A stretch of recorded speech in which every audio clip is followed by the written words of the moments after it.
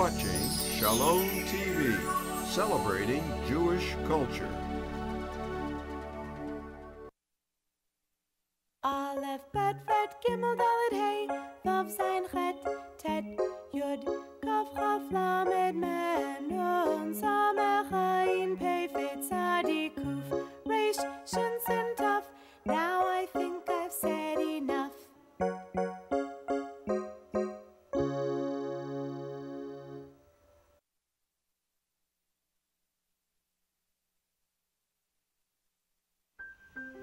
Welcome to another lesson in our series From the Aleph-Bet, a series meant for you who wishes to learn how to read and understand Hebrew. Any age, as long as you're interested in Hebrew, this is a program for you. I'm Mark Golub. Once again, thank you for joining us. Thank you for being in touch with me with emails and questions and lovely comments about this series. It means so much to all of us. I want to begin right away by going to a new Hebrew letter. And I was thinking as I was about to go on the air, this is one of my favorite letters. And I was thinking to myself, what does that mean? How do you have a favorite letter? But I think when you see this letter, you'll understand what I mean. This is a sort of unique letter in the Hebrew alphabet, and it is one of my favorites. You know, in English, there are two letters necessary to pronounce the sound ts in Hebrew. Ts. The easiest word to associate with that is a proper name, Katz. Mr. and Mrs. Katz. Mr. and Mrs. Katz. Notice that the word Katz ends with a TZ, and in English it tends to make the sound ts. Well, in Hebrew, we have one letter that makes that ts sound, as in Mr. and Mrs. Katz. And this is the letter.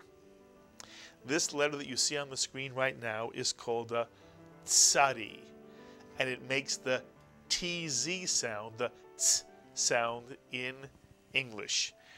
And again, I tend to see letters in a sometimes strange way, but I actually see in the Tzadee a TZ.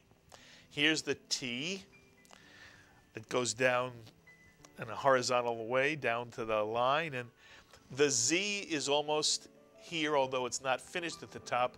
I see in this Tzadee a TZ, which is the sound this letter makes, ts sound, as in Mr. and Mrs. Katz.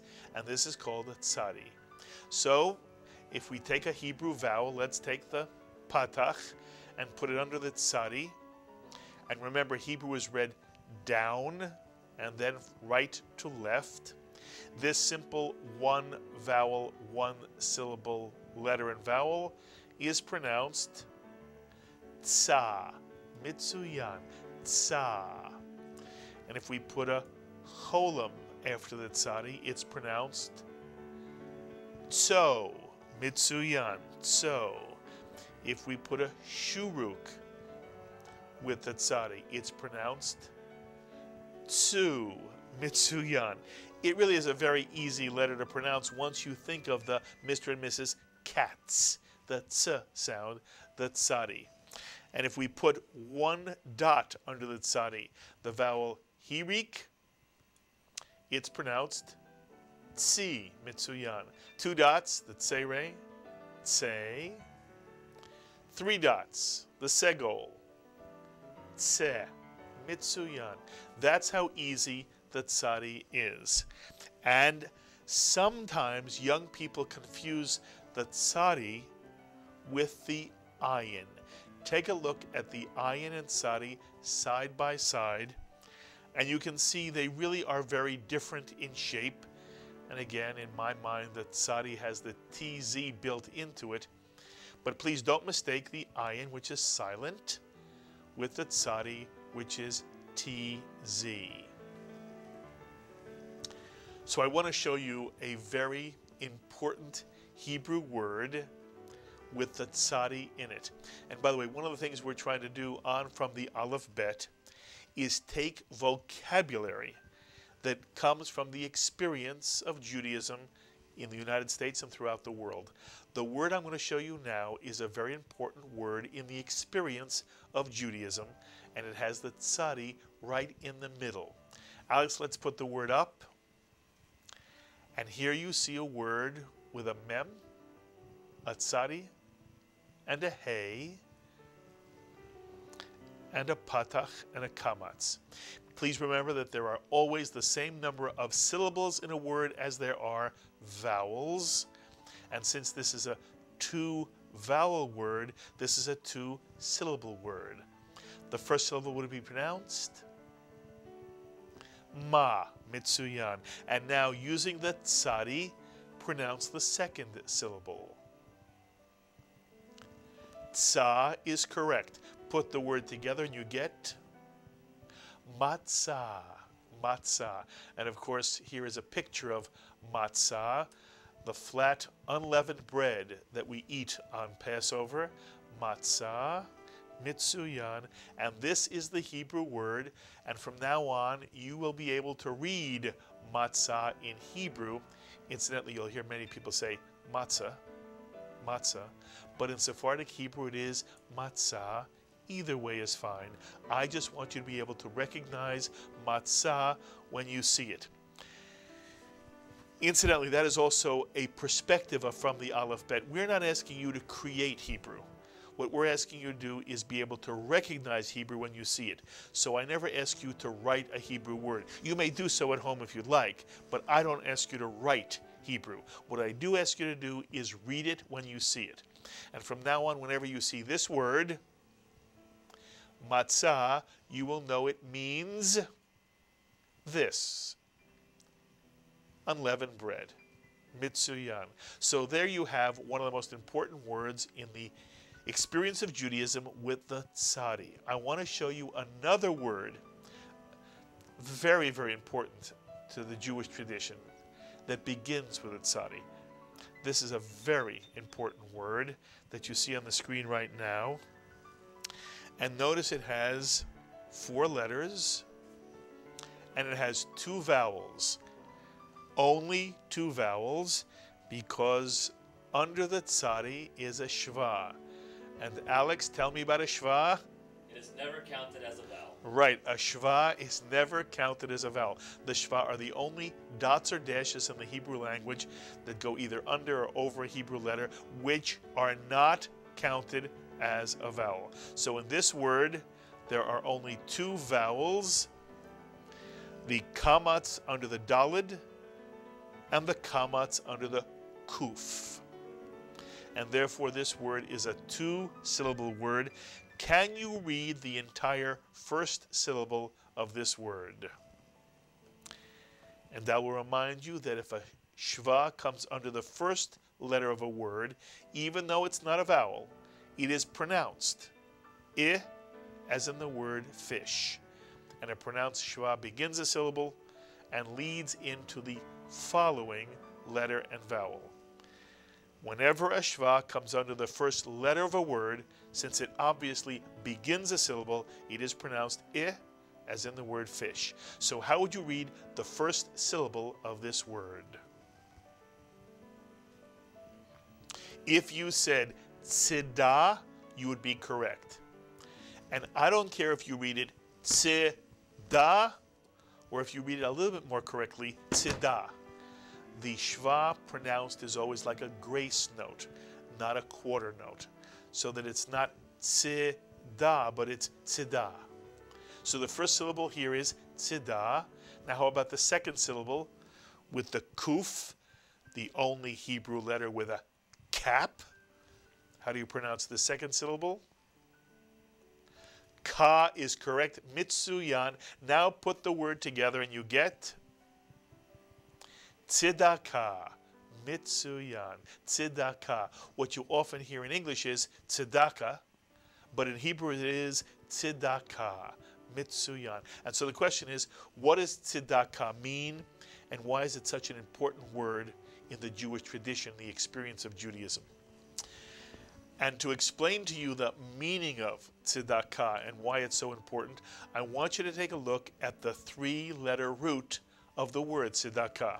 Please remember that virtually every Hebrew word is built upon a 3-letter root. And if you know something about the root of the word, you know even more about what the word itself means. So let's take a look at the 3-letter root of the word Tzedakah. And Tzedakah is made up of the letters Tzade, Daled, Kuf. And anytime you see a word with the root Tzade, Daled, Kuf, the word has something to do with righteousness. Righteousness. Righteousness. Now we go back to the noun itself, Tzedakah, and you now understand that it has something to do with being a righteous person. And in the Jewish tradition, the word Tzedakah is translated in English as charity. Charity. If you ask most people what Tzedakah means, they'll say charity. But now you understand it has a greater meaning. It has the meaning of doing something righteous for other people. And there's a reason why this is so important to understand that the root of tzedakah, normally translated as charity, comes from the root word tzedek, the root tzedek, righteousness. To the Jewish tradition, tzedakah is an act of mitzvah, a commandment. One must be tzedek, righteous. And to do righteousness means to somehow help another human being in whatever way one can. Maybe it is giving money, or maybe, as the Jewish tradition teaches, the most wondrous form of tzedakah is giving another person an opportunity to be self-sustaining. For example, to give them a job where they can then earn a living for themselves, or giving them an education, paying for their education so that after their education they can be self-sustaining. And in the Jewish tradition, to be tzedek is not an option. It is a responsibility, some kind of divine sense of obligation. And that is why in the Jewish tradition, tzedakah is not voluntary. In English, the sense of charity tends to be something which one decides to do, voluntarily to give money. In Hebrew, the word tzedakah comes from the root tzedek, and one is obliged to be a righteous human being. And so tzedakah in the Jewish tradition is not voluntary, it's not optional. It is incumbent upon a human being to do tzedakah, not to give tzedakah, to do tzedakah whenever it is humanly possible. It is part of the responsibility of being a loving, caring, responsible human being. In any case, there's the word tzedakah, normally translated as charity. It comes from the Hebrew root tzedek, which means righteousness, and it's an important Hebrew word for you to understand, all based on this new Hebrew letter of the week, the Tzadee. I also want to show you that, as with a number of other Hebrew letters, the Tzadee can also have a final form. When the Tzadee comes at the end of a word, when it is a final letter, the Tzadee is extended below the line, as you see it being done right here. The Tzadee simply extends below the line, and this is a final Tzadee, Mitsuyan, a Tzadee Sofit. This is only written at the end of a word. You would never see a final Tzadee at the beginning of a word, obviously, nor in the middle of a word. The final Tzadee only comes at the end of a word. And if you ever see this letter and say, oh, I wonder what it was when it was not final, you simply push the line back up to its horizontal position and you get the Tzadee. But let's pull it back down, and there's the final Tzadee. And I want to show you a word with a final Tzadee in it. Again, a very important Hebrew word, a word that resonates within the Jewish people. It's a word many of you have heard. And here you see it on the screen with an Aleph, a Resh, and here's the final Tzadee. And under the Aleph and the Resh, there's a segol, so we know this is a two-vowel word, therefore it's a two-syllable word. The first syllable is Mitsuyan, the silent Aleph with the segol beneath it. And the second syllable is Retz, Mitsuyan, the resh with the segol and the final Tzade, which makes the TZ, the ts sound. And so the second syllable is Retz. And therefore, if you put this word together, you get Eretz, Mitsuyan. Please remember that a word with two segols tends to be accented on the first syllable. So this is not Eretz, but Eretz, Mitsuyan. And now what does Eretz mean? And here you see pictures on the screen that represent land or earth. Eretz means earth. Earth. And I want to remind you that anytime you are learning a new language, a foreign language, what you're hoping to do is associate in your mind the same mental picture for the new word that you have for the word in English. So whatever you imagine when you hear the word earth, that's what you should now associate in your mind with the word Eretz. Eretz. And I want to show you now a two-word phrase. This is a phrase we learned in the last lesson. Can you read this phrase? If you said, B'nai Yisrael, you are correct, and it means the children of Israel. And the word Yisrael means Israel, and B'nai means children of. We're now going to replace the B'nai with this new word we've just learned. And now the two-word phrase is Eretz Yisrael. Mitsuyan, Eretz Yisrael. And Eretz Yisrael simply means the land of Israel. Exactly right. And Eretz Yisrael is what our Jewish state was called by those in the biblical period, and even by those who were returning to, quote, Palestine, which was what Israel was called until 1948. They came to Palestine, but Palestine was always called by the Jewish people Eretz Yisrael, the land of Israel, the earth of Israel. So again, Eretz means land or earth, and Eretz Yisrael means the land of Israel. Mitsuyan. Mitsuyan. So there you have the Tzadee and the final Tzadee. And I want to show you one more final letter. Can you figure out what letter this is when it is not in its final form? Remember, you would push the line up to its vertical position. This looks like the Nun, Mitsuyan. And if you pull the line down, it becomes a final Nun, Mitsuyan. This is the way the Nun is written if it comes at the end of a word. The final Nun, the Nun Sofit. You would never see this Nun at the beginning of a word or in the middle of the word. This is a final Nun. And obviously it makes the N sound in English, but it will only come at the end of a word. And here is an example of a word with the final Nun. Can you read this one-syllable word? Only one vowel, one syllable. If you said Ben, you are correct. And Ben is a... This is a picture of a sun, by the way. Ben means son.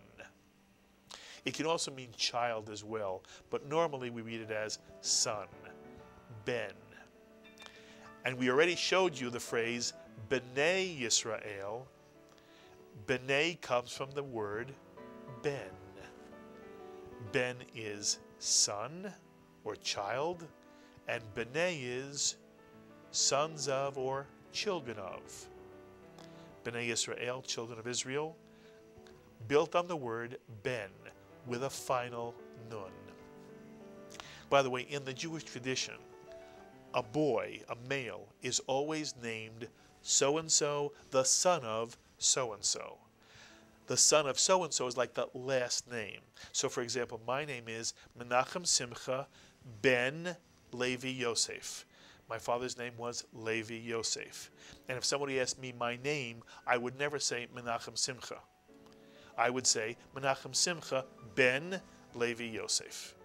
The ben is the son of the father. And if somebody asked me my name, I would never say Menachem Simcha. I would say Menachem Simcha ben Levi Yosef. That's my entire name. I am Mark, the son of Levi Yosef, Leo. And for many Jews today, the mother's name is also added. So I would be Menachem Simcha ben Levi Yosef, Uven, and the son of Rivka, Rebecca. Whether you use the mother's name or not, it is very traditional to always use the father's name. So again, I am Menachem Simcha ben Levi Yosef, the son of. Here's another Hebrew word with the final nun. And if you know Hebrew blessings, this is a word you've heard before. How will you pronounce this one vowel and therefore one syllable word? Min is correct. And the word min means from. From. And therefore, can you read this two-word phrase? Min is the first word, and the second word has three vowels. First syllable, ha. Second syllable, ah. And third syllable, retz. Put the words together. Min haaretz. Min haaretz. And you already know that eretz means earth. Min means from. And when you put the syllable ha in front of a noun, it means the. And therefore, min haaretz means from the earth. And many of you know the Hebrew blessing that ends Hamotzi lechem min haaretz. The one who brings forth lechem, bread, from the earth. And you can now read this Hebrew phrase. Hamotzi lechem min haaretz.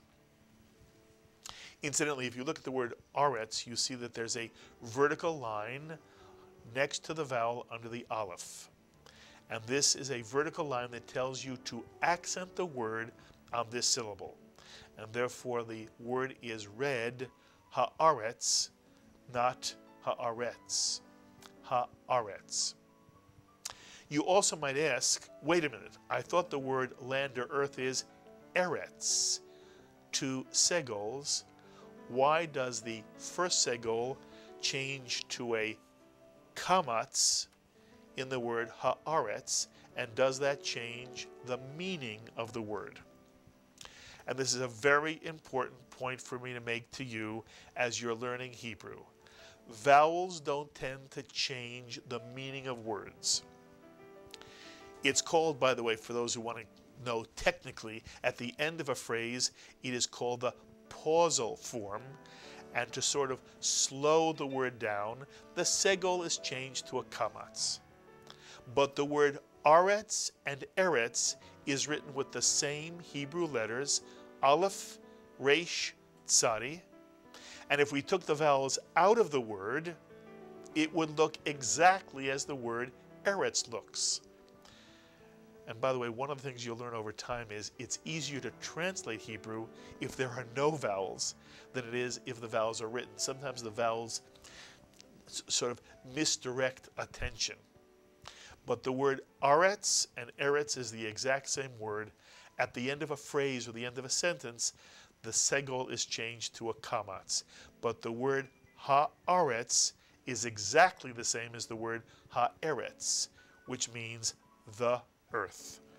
And hamotzi lechem min haaretz is the one who brings forth bread from the earth. Mitsuyan. One more word with a final nun. Take a look at this Hebrew word. And again, it's going to be a word that many of you will know by ear. 2 vowels, 2 syllables. First syllable with the letter Gimel, the galloping Gimel. Ga is correct, Mitsuyan. And the second syllable with the Fe. Fen is right, Mitsuyan. Put the word together and you get Gafen. Mitsuyan, Gafen. And Gafen in English means a vine, Mitsuyan. And it is often written with this word in front of it. Can you read this word? It begins with a pronounced shva, and then the resh has a hirik. It is a 1 vowel and therefore a 1 syllable word. It is pronounced peri, Mitsuyan. Not peri, but peri, Mitsuyan. And peri means fruit of, and very often words are written with a hyphen. The hyphen is always translated in Hebrew as the word of, and therefore if we write pri hagafen, we get the English phrase that you see here, fruit of the vine. Fruit of the vine. Ha meaning, of course, the. Pri hagafen, fruit of the vine. And pri hagafen tends to refer to grapes that are used in the creation of wine. And therefore, when one says a blessing over wine, one says a blessing over pri hagafen, the fruit of the vine. And here are the last words of one of the most famous of all Jewish blessings. Can you read the first word here? 2 vowels, 2 syllables. The first syllable is bo, Mitsuyan, and the second syllable, re, Mitsuyan. Put the word together. Borei is correct, and now the entire phrase, Borei pri hagafen. And Borei means creator, and it comes from the Hebrew root bet resh aleph, and whenever you see bet resh aleph in a row, it has something to do with creating. Borei is creator, or if you imagine the cholam as the number 1, it also means one who creates the fruit of the vine. Borei pri hagafen. And Borei pri hagafen are the last words of the Borei blessing, the blessing that is said whenever we lift a cup of wine and recite a blessing over that wine. Borei pri hagafen. And now you can read and understand the last words of the 2 most common Hebrew blessings. First, Borei pri hagafen, creator of the fruit of the vine, or one who creates the fruit of the vine, and Hamotzi lechem min haaretz, the one who brings forth bread from the earth. And I want to say this again so you understand this and appreciate what you can now do. You can read and understand the ends of the 2 most important Hebrew blessings Jews say almost on a daily basis. Borei pri hagafen, creator of the fruit of the vine, and Hamotzi lechem min haaretz, the one who brings forth bread from the earth. The motzi is recited anytime one eats any kind of bread, and there are some people who recite the motzi whenever they eat food in general. And the reason why Jews recite blessings all the time is because Jews want to remain grateful and appreciative. According to the Jewish tradition, each of us is to recite 100 blessings every day. We're to look for opportunities to say blessings over things. One is supposed to bless everything one eats, drinks, sees, and hears. And the idea is that every time one says a blessing, one is somehow connected in this universe to all of the goodness of the universe, and one is appreciative. According to the Jewish tradition, the worst thing is to somehow take life for granted. And by reciting blessings, one never takes life for granted. And whether one is, believes in a personal God, and when one says a blessing, one is thanking that God, or whether one believes in something of a more cosmic nature, slightly different than a personal God, but that in some way connected to the ground of being in this universe, which we call God. Either way, anytime one recites a blessing, one is connecting to this universe, never taking the universe for granted, and always appreciating all of the very special gifts of our lives, the gifts of what we have to eat and drink and have that we share with people we love. And that is why people in the Jewish tradition are asked to recite 100 blessings a day. They go out of one's way to look for opportunities to say, I am very grateful and appreciative of the life I have and all the gifts in it. And so what you're learning today is the closing phrase of the two very common blessings in the Jewish tradition. One said over bread, breaking bread or food, Hamotzi lechem min haaretz, the one who brings forth bread, sustenance from the earth, and Borei pri hagafen, creator of the fruit of the vine, said whenever one drinks wine and says a blessing that hallows something special, that makes something special in their lives. And those are the words and the letters we've learned in this lesson. You have the Tzadee, the final Tzadee, and you've got the final Nun. And the words we've learned are Matzah, unleavened bread, Tzedakah, charity, but in the sense of being a righteous human being, Eretz, land or earth, Eretz Yisrael, the land of Israel, Ben, the word for son or child, Min, the word for from, Min haaretz, from the earth, Gafen, vine, Pri hagafen, fruit of the vine, and the last phrase is Borei pri hagafen, creator of the fruit of the vine, and Hamotzi lechem min haaretz, the one who brings forth bread from the earth. As always, it's a joy to be with you on From the Aleph-Bet. I invite you to be in touch with me, thoughts, comments, questions, whatever you'd like. Here's our address and our email address. You can email me at rabbigolub@shalomtv.com or write us at Shalom TV, Post Office Box 1989, Fort Lee, New Jersey, 07024. And please remember that you can download lessons and worksheets that go along with this series from the Aleph-Bet, and you can do that by visiting our website. And so for all of us who bring you From the Aleph-Bet, Jordan Nurin, Gary Cooper, Alan Orich, and Alex Mermelstein, I'm Mark Golub. The Hitraot, my friends. See you next time. Aleph, Bet, Vet, Gimel, Dalet, Hey, Vav, Zayin, Chet, Tet, Yud,